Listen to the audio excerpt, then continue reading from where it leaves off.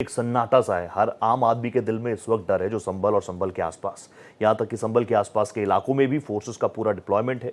जहाँ पर heavy density में दोनों ही समुदाय के लोग रहते हैं, वहां पर कोई टेंशन ना हो, वहां पर भी फोर्सेस का बड़ा डिप्लॉयमेंट है। ग्राउंड जीरो से मेरे सहयोगी अनुज जुड़ चुके हैं।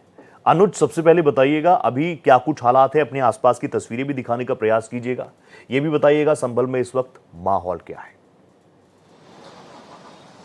रोहित, बिल्कुल जिस तरह से कल जामा मस्जिद को लेकर सर्वे हुआ, फिर जिस तरह से हिंसक बवाल की घटना आई और दोनों पक्ष में पुलिस और भीड़ के बीच जो संघर्ष देखा गया, जहां पे तमाम लोग घायल भी हुए और उसमें जो दुखद बात है कि 5 लोगों की जो मौत हुई है, अब उसी को लेकर अब एक सियासत होने शुरू हो गई। सपा से लेकर असदुद्दीन ओवैसी, ओवैसी से लेकर कांग्रेस ने कहा है कि ये जो घटना हुई है, मौत हुई है, ये जानबूझ के जो पुलिस प्रशासन था उसका फेलियर है। उसी कारण जो पुलिस पर हत्या का मुकदमा होना चाहिए, यानी कि कुल मिला के वहां के लोकल पुलिस एडमिनिस्ट्रेशन जो है उसका फेलियर। और उसको लेकर देखिए आज शीतकालीन सत्र भी था। आज तो दिल्ली के जो पार्लियामेंट था उसमें तमाम जो विपक्षी नेता थे उसी मुद्दे को लेकर आज काफी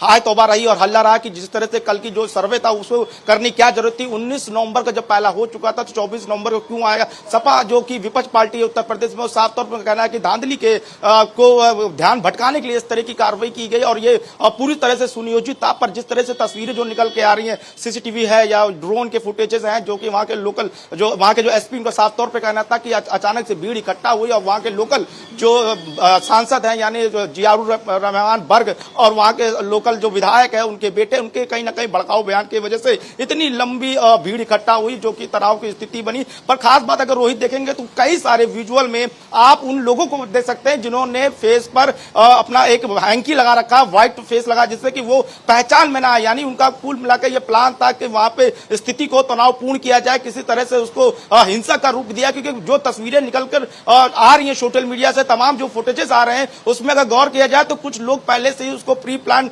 बनाया गया था। लोगों को पहले से ही आशंका थी कि इस तरह की वहां पे सर्वे टीम आएगी। अनुज, मुझे एक बात बताइए, ठीक है हिंसा हो गई, वो तस्वीरें हमने देखी, 4 लोगों की जान चली गई, कई लोग जख्मी पड़े हैं, पुलिस के कई ऑफिशियल्स को गोली लगी है, डिप्टी कलेक्टर को गोली लगी है, वो तमाम चीजें ठीक है। आप लखनऊ में भी रिपोर्टिंग करते हैं, योगी आदित्यनाथ जी कानून व्यवस्था की बहुत जबरदस्त तरीके से बात करते हैं। सर्वे हो रहा है, ऊपर नीचे चीजें हो सकती हैं, इसको मैं ये क्यों ना मानूं कि इंटेलिजेंस फेलियर है। बार बार ऐसी तस्वीरें आ रही हैं यहाँ पर, हम इन्हीं तस्वीरों पर बात कर रहे हैं। इंटेलिजेंस फेलियर है नहीं है?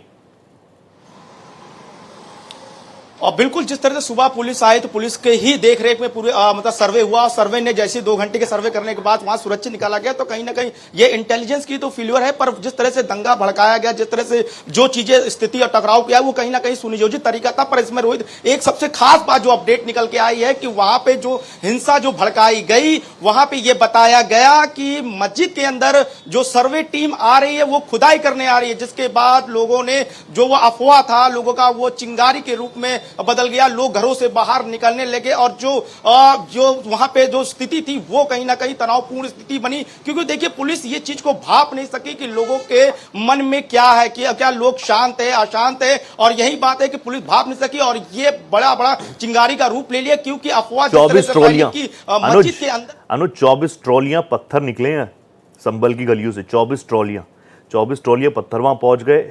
प्राइम फेसी ये जानकारी थी, 3000 से अधिक लोग वहां पर जमा हो गए।